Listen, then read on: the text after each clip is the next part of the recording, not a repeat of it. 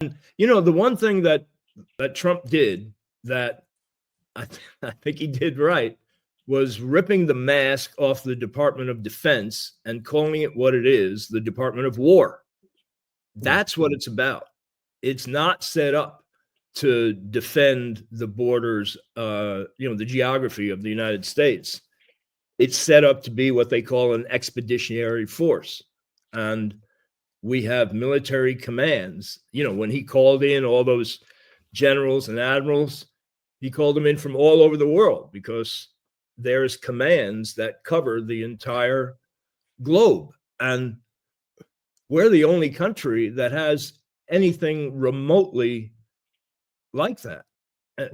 When I was growing up, I understood that the U.S. had a bunch of military bases overseas, and I figured, well, I guess that's just standard practice. Every country must have a bunch of military bases overseas, but they don't.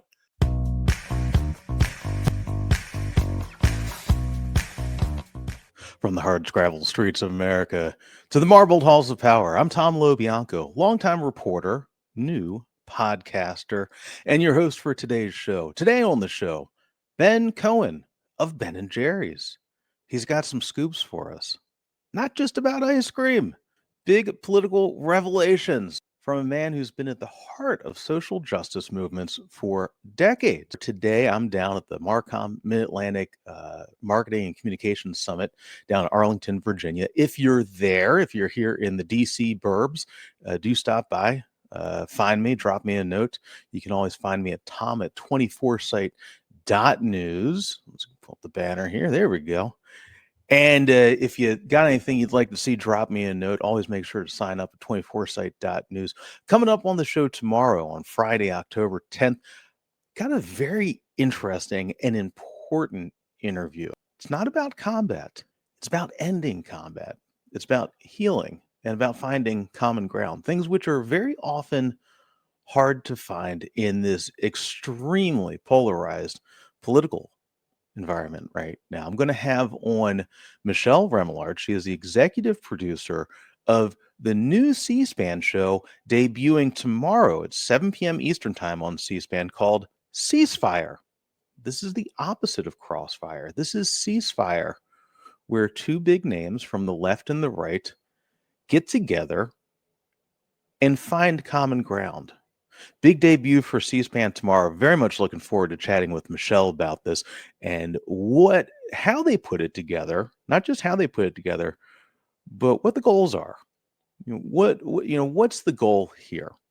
It's going to be a big debut tomorrow with somebody I've covered for a very long time, former Vice President Mike Pence on the right, and a Chicago guy who might run for president in 2028, Rahm Emanuel. So stop by tomorrow. We'll be live again at noon. Always catch the replay at 8 p.m. And without further ado, here's Ben Cohen.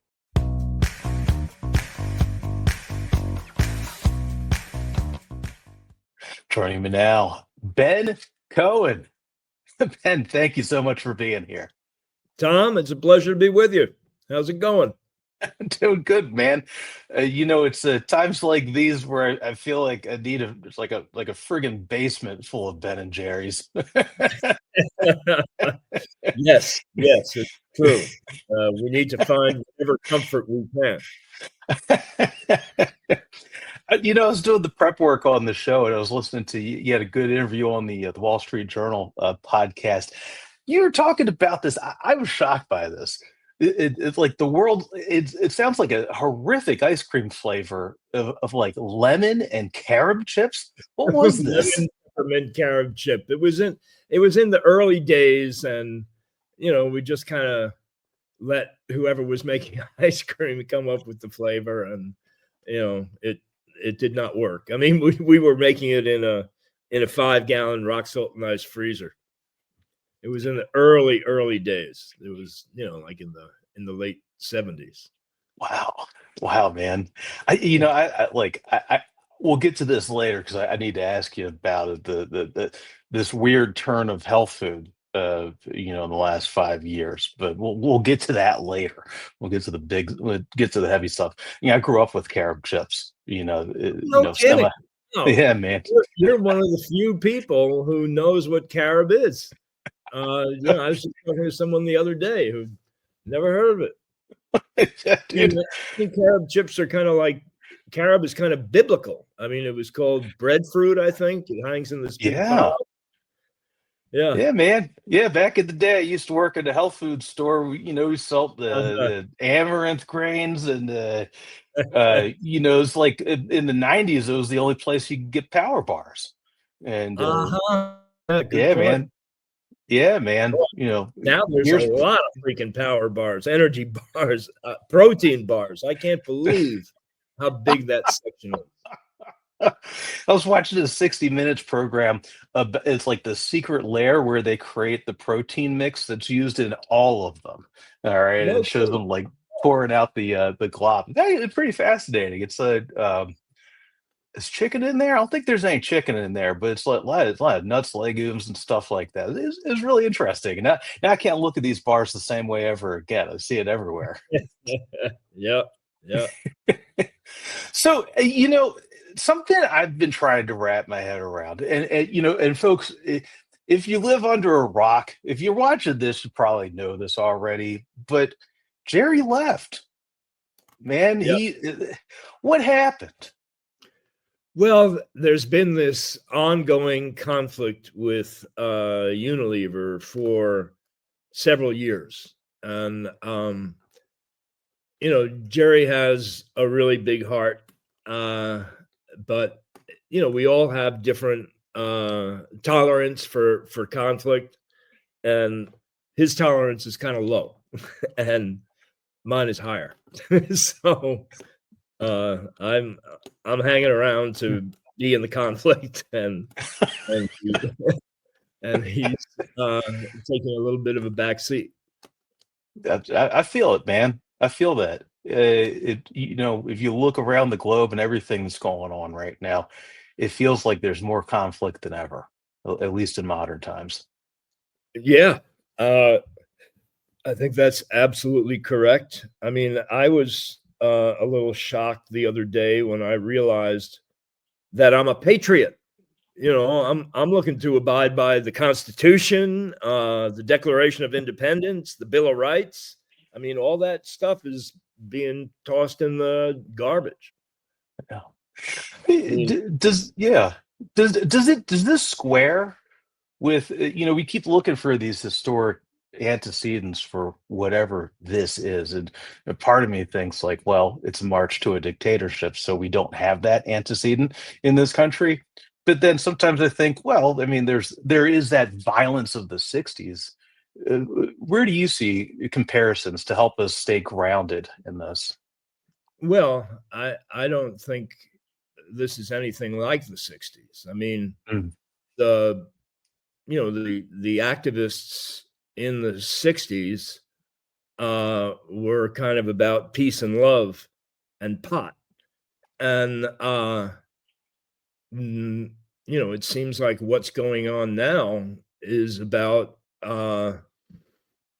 authoritarian, the kinds of things that in the US we used to look at other countries doing that, saying, oh, that's really horrible stuff. That's authoritarian. That's, pulling people off the street, having masked cops or soldiers that you identify out of unidentifiable cars, throwing people in jail. And that's not the America that I grew up in. It's not. I think it's just anti-American. Yeah, it's stunning. It really, like, it has the appearance of a Gestapo, right? It's yes, exactly. And it's such a lack of compassion and empathy. And it's not just about unidentified people rounding people up. It's about cutting aid programs overseas and in this country.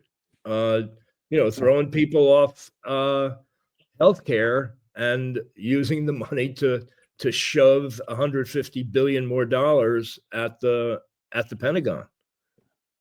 That's what really kind of gets to me is the lack of kind of common decency, just compassion. Yeah. It's remarkable because you had a protest recently down here in DC outside the Supreme Court on military spending. And it reminds me so much of what the Department of Government Efficiency, the U.S. Digital Service, which, reminder, it was a pre-existing agency. These guys were a bunch of bureaucrats, even if they were just hired and brought in from Silicon Valley. All right, functionally bureaucrats in that moment and continuing, allegedly to cut spending, allegedly to cut waste. But then you have these bailouts of they're talking about doing a bailout for Javier Milei down in Argentina with Scott Bessent's friend down there, and you look, and as you've noted here, the military spending is through the roof. It's not really cutting spending; it's just moving it. Yeah, that's absolutely right. It was a subterfuge to get rid of programs that help everyday people in their everyday lives, people who are struggling. Yeah, man. I wanted to ask you. Well, let me before we get to the presidential stuff, because I mean, you've been working the trail with Bernie for years, all right? And I remember up in New Hampshire, man. We'll hit that in a second. So you have a group up in arms. Tell us about that.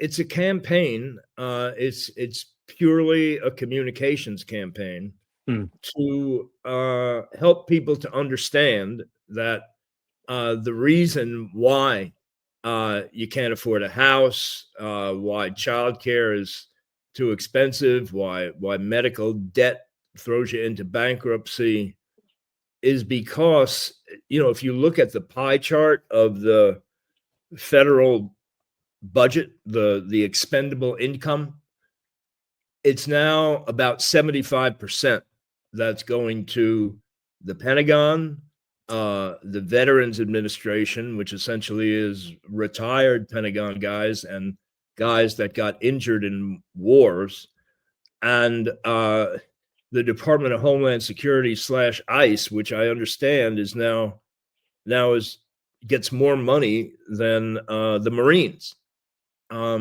So the arms race is kind of a race to the bottom. That it used to be that only 50% was going to the Pentagon, and even that was ridiculous. Because if you look at how much other countries are spending on their military, I mean, we spend like 3 times more than China. I don't know how many times more than Russia. I mean, a lot more than that. I mean, we could, I think if you look at China and Russia together, the U.S. is spending twice as much. It spends as much as the next 9 or 10 countries combined, and it doesn't keep us safe. It keeps us involved in these forever wars. Mm-hmm. And the one thing that Trump did that I think he did right was ripping the mask off the Department of Defense and calling it what it is, the Department of War.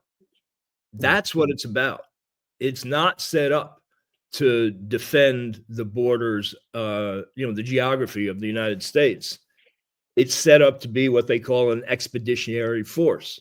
And we have military commands. When he called in all those generals and admirals, he called them in from all over the world because there's commands that cover the entire globe. And we're the only country that has anything remotely like that.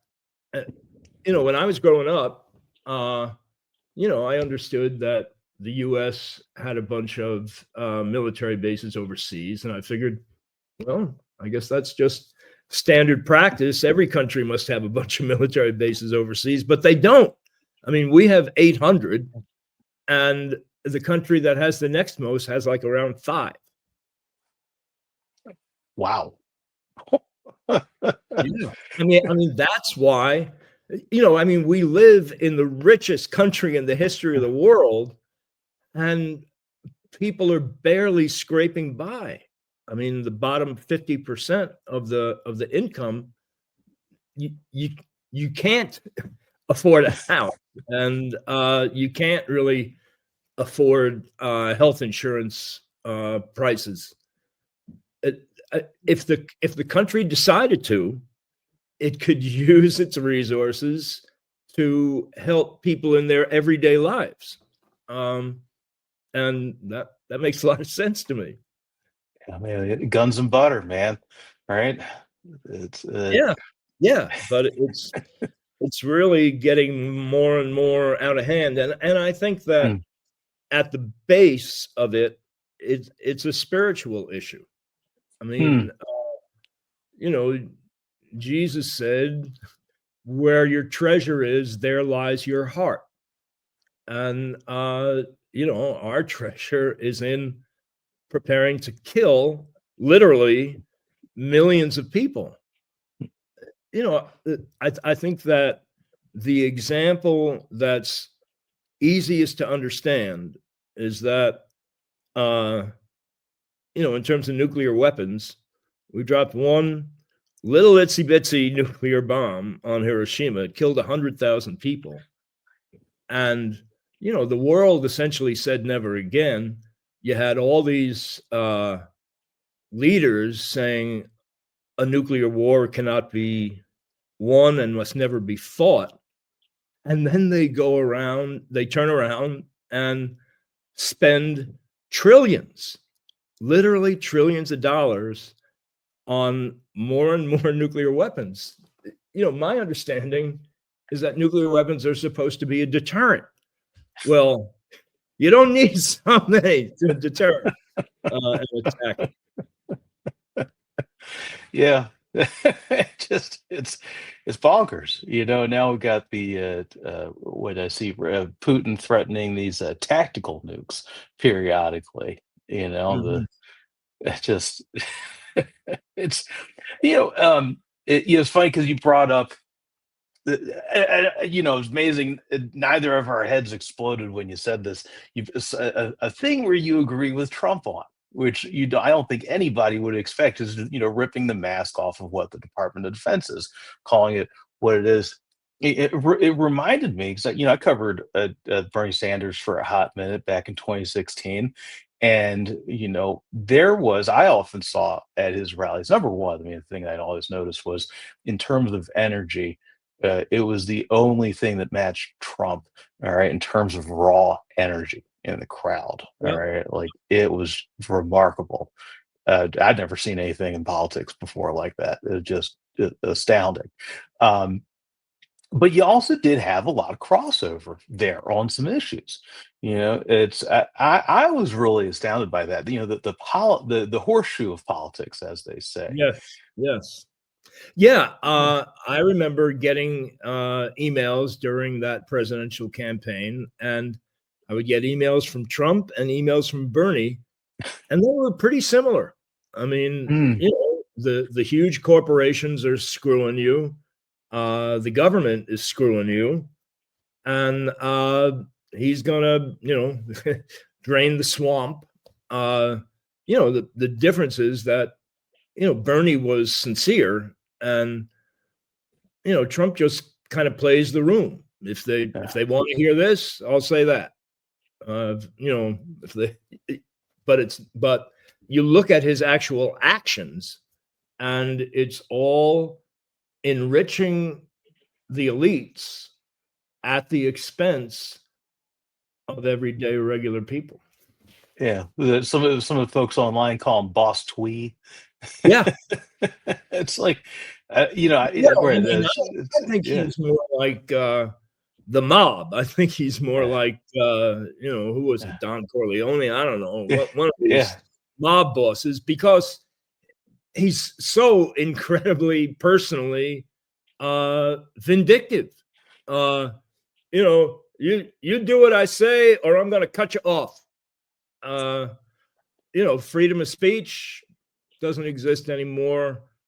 You know, the country has had a problem with oppressing various minorities, and it was working on dealing with it, on you know, trying to get oppressed people, marginalized people, to get into the mainstream of our society. And he just shut it down. What was amazing to me was, you know, after the murder of George Floyd, all these companies, all these corporations started coming out with these wonderful statements about how they were going to change their ways in order to help provide opportunities for Black people, brown people, women, LGBTQ people, and then as soon as Trump comes into office and says, "Oh, DEI, not cool," they just all jettison it. They just, no problem. The current guy don't like it. We ain't going to do it. I mean, I think we got to stand up for justice and fairness and equality. I mean, I thought that's what America was about. And so, yeah, it's yeah, man. Yeah, I remember right after Floyd, and you know, really even when Trump first appeared in politics in 2015, right? I think that was right after Freddie Gray in my hometown of Baltimore, and you know, where this had been going on. I mean, look, you know, you talk to anybody who's Black, they'll tell you that, you know, you get praised worrying every damn time at a traffic stop. I'm white. I don't got to worry about that. You yep, know, I've never experienced that. And you know, I would note too, the people inside the White House, you know, tamped down, cracking down on all this stuff. They haven't experienced it either. All yeah, right. Like they have gone through it. But you know, it was building to a head. All right. And try and George Floyd to me always felt like the response to it felt like a delayed reaction. And also it's like really for the first time in decades, like an organic civil rights movement. You know, like yes, really like yes, it was beautiful, and I was incredibly proud of Ben and Jerry's, who came out with that statement, "We must dismantle white supremacy." Uh, I mean, the beautiful thing about it to me was that I didn't have anything to do with it. The oh. values of the company are integral. You know, the company has those values. And you know, I think about all these companies that, you know, kind of jettisoned their DEI programs, and you know, I kind of realized that, you know, for companies that are not values led, that do not have you know, a developed social mission, for companies whose only purpose is to maximize short-term profits, it's kind of an easy decision. You know, current guy in office says, "Don't do that, or I'm going to screw with you," and okay, you don't do it because you don't stand for anything except maximizing profits. It's insane. It really it's like it's so jarring, and it just uh, you know, like it's man. So you have been with Bernie Sanders for a while now, and I was thinking about back in 2016. You know, Democrats and the left really had their own populist surge, but it really was tamped down by the old establishment, and I would argue, I guess, still much of the current establishment. Um, what does it take for an ascendant left, all right, for a populist left? Because there have been all these times. I mean, Shit, dude. Back in 2020, right before the pandemic lockdowns, there's a good argument to be made that Bernie was on his way to getting the nomination. I mean, he Oh, was steamrolling absolutely. things. I totally believe that until the DNC put their finger on the scale. I mean, more like put their foot on the scale. And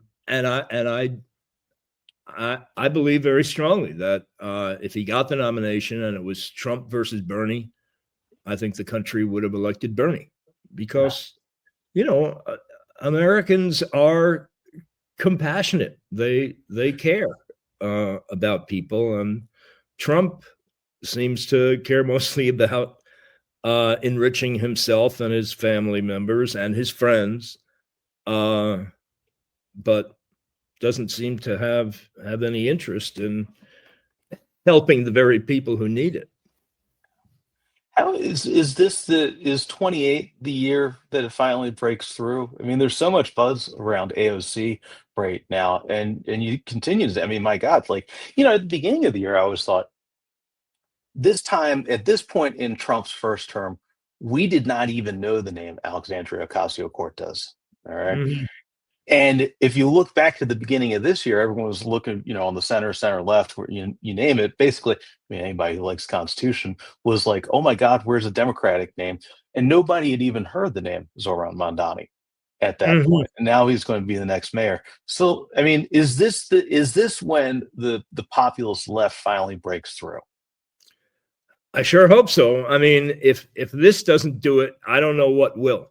I mean, I it's I mean, in terms of getting uh people out to vote, uh I don't think you could come up with anything better. People out to vote, for justice. I don't think you could come up with anything better than what Trump is doing to the country right now. I mean, 50% of the country does not vote. Um, Yeah, you know, yeah, they've kind of given up. I mean, none of the above. And I don't blame them. I mean, I do believe, uh, the problems in our country are bipartisan. I mean, the only bipartisan agreement that we have is let's shovel more money at the Pentagon. Um, and I think that this is going to get people out to vote. yeah, yeah, man. I Um, think Trump already got his guys out to vote. I don't, I'm hearing that some of his guys are kind of disappointed in how things are turning out. mm, But I don't think there's an opportunity to get more of his guys out to vote. I do think you, he's kind of got yeah. his wad. If you Yeah, totally. Oh, God, tell about it, man. We're living through it. Jesus. How yeah. I wanted to ask you something, man, because you were on Tucker Carlson's show, and I would not associate Tucker Carlson with anything Ben and Jerry's. I mean, most recently, I associated him with the January 6th insurrection. What was that like? How was that? The amazing thing about being on the show with Tucker is that we agreed on everything we talked about. I mean, granted, we Really? didn't talk about that many things, but I mean, he's totally on board with the idea that we're just flushing too much money down the toilet in terms of the Pentagon budget. He, there's a guy, Smedley Butler. He was a general. He was a Hmm. Marine. He was the most decorated uh, soldier at the time when he lived. I mean, this was kind of after World War One. Who has this amazing speech about how war is a racket? That he went into all these countries, in Central and Latin America, and overthrew the governments for the corporations and the banks. And he had an epiphany. He started understanding what he was really doing. And Tucker knew that guy. I mean, he, he was aware of Smedley, and I actually I had brought his book with me, and he asked me to read from it. So yeah, like I say, everything I talked about with him, we agreed on, and I know that there's a bunch of other things that he doesn't, that we don't agree on. We were saying that if we're gonna get anywhere, if we can find someone who agrees with us on an issue, and we don't agree with them on other issues, let's get together and work to work to address that issue. And I don't see anything. I mean, I think that's the way it's got to be. I mean, I don't think, what you say, I'm not going to work with this guy because he's got cooties, even though I agree with him on an issue that I'm working on. Yeah, remarkable, dude. It's like, I mean, it's almost like he's like mainlining Howard Zinn or something now. Yeah, exactly. That's from wow. Yeah, I mean, there's the libertarians and the Cato organization. Yeah, they are the best ally we work with on the issue of reducing absurd Department of War expenditures. They just see this as one other example of government waste. I mean, I want to kind of redirect it into say education. He wants to give it back, or the libertarians just want to give it back in terms of tax cuts. I mean, that's half of it.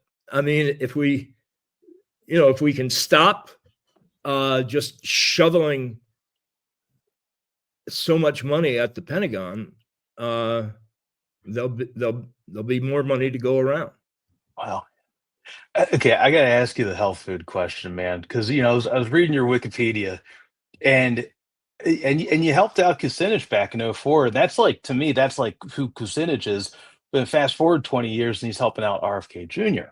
And Junior's part of MAGA Trump now, and like, dude, I see this stuff, and like, for the life of me, I still don't understand it. I don't understand how any health food people ended up in MAGA.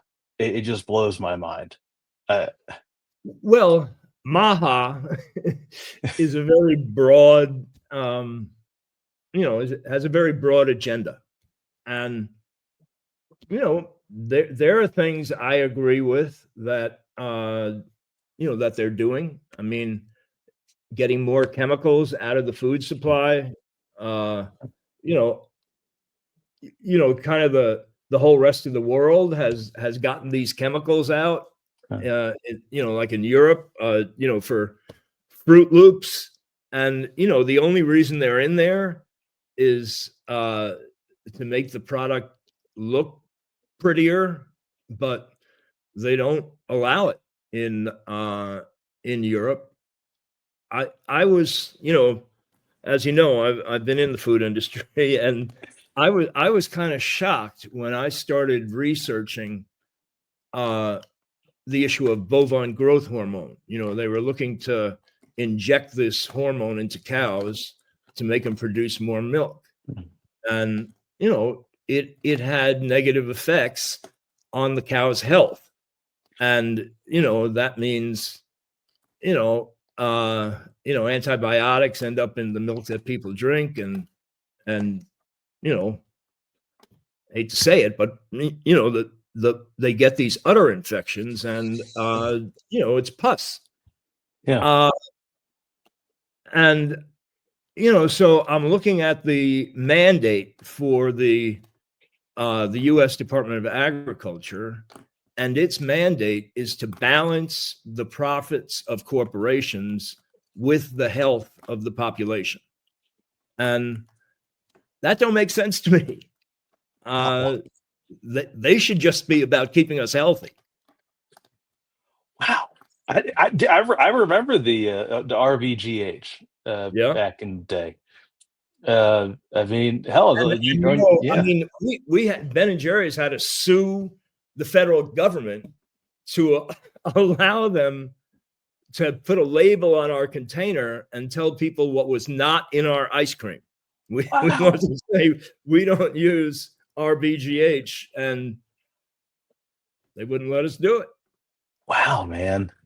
God, it's like I remember that, man, back like late 90s, 2000 when they depending on where you stand on the issue, a lot of people think they co-opted organic by getting into the organic standard there. And remarkable. God, I actually wrote about this back in high school, man. The bovine growth hormones, man. Yeah. I Yeah. mean, it's supposed to be that the government, uh, you know, kind of controls, puts limits Hmm. on corporations. The government is supposed to be on top, but the way it works is that the corporations control the government. They control who gets elected through campaign donations. They control the legislation through lobbying, and that's why the government serves the corporations instead of the people. Yeah. That's why I got the FCC, handing things over to Larry Ellison, off and on richest man in the world. Yeah, I mean, it is really scary that Yeah. they're making it so that these Trumpian people and corporations control the information flow. I mean, I guess the one thing that we can be thankful for is that they're not controlling social media yet. But I mean, I think uh, you got these billionaires that own the social media platforms, and I don't know what the heck they're doing with it, but if they wanted to, they could control what we learn. there, there go all of us, but for the grace of the normal ones like Substack. Thank you, Jesus, Substack, and YouTube. Love you, YouTube. Mecha Hitler, not so much. Okay, man. Okay, so 2028. Do you have an ice cream flavor ready for AOC?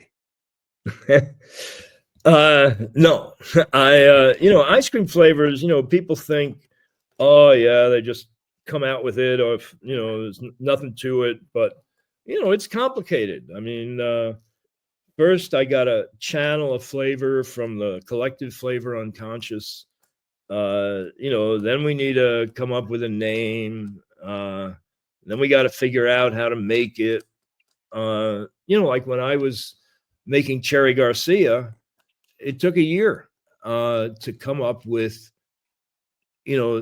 exactly the right cherries in exactly the right size, and chocolate that had exactly the right temperature, texture, not to compete with the cherries. And that's how the process goes. Wow, man. How do you? It's random. How do you find the distributors for this stuff? Because I was working on another story that actually ironically enough, involves an ice cream person out in the Midwest. The Moose Tracks people. This was months ago, and I kind of stumbled onto this because it's right. I would never. As somebody who enjoys Cherry Garcia, have never thought about any of this before. Yeah, Like right. where do you find the distributors for this stuff? Because you We can't we just think throw about in. it so you don't have to, so you can just enjoy it. Hell yeah, man. Now, like So, but you're yeah, talking about the distributors. I don't understand. like But how do you find the people that got the right, combination for this, like the right, solidity or whatever of chocolate, and the proper cherries. Like how oh, do you? Yeah. well, there's chocolate suppliers, there's cherry suppliers, there's I mean, I learned a lot about cherries. You got your Northwest cherry, you got your Midwest cherry. You got different ways that they handle the cherries. Originally I wanted whole cherries, and then it turned out that there were some pits, and it's not so good when you're eating ice cream to chop down on a pit. And what they said was, yeah, we can get most of the cherries out, most of the pits out, but there's always going to be some. So we ended up having to use cherry halves. But there's a whole world out there of flavors and ingredients that are directed at food manufacturers. Oh, interesting. Right on, man. Where'd you find the cinnamon? I got the Bernie yearning back in the day, and that was awesome because I like mint. But I never got the follow-up, the Bernie cinnamon one with the chocolate on top. Where'd you find the cinnamon for that? Because I really love spicy cinnamon. That's interesting. I remember in the early days at Ben and Jerry's, we were making a cinnamon ice cream, and people kind of liked it. And then one time we made the cinnamon ice cream, and it was really hot, spicy, and we had no idea that there were different kinds of cinnamon, but we found out. Oh man, that's incredible. Okay, where do I find this? Like, do I have to go travel down to like Latin America somewhere to get the special cinnamon, or is it, how do I get the good cinnamon? I like the spicy stuff. I think you can get it where you get everything else, online. The Amazon. Ben, thank you, man. This is so good. This is incredible. Really okay, so aside from the freezer, all right, aside from the frozen aisle in every store, where do we find your work? Where can we learn more about what you're doing that's not ice cream? Well, upinarms.com or upinarms.life, which is really what it's about. That's where it's happening. Okay. Awesome. Ben Cohen. All right. Thank you so much, brother. Good talking to you, Tom. This was fun. Take care. Awesome.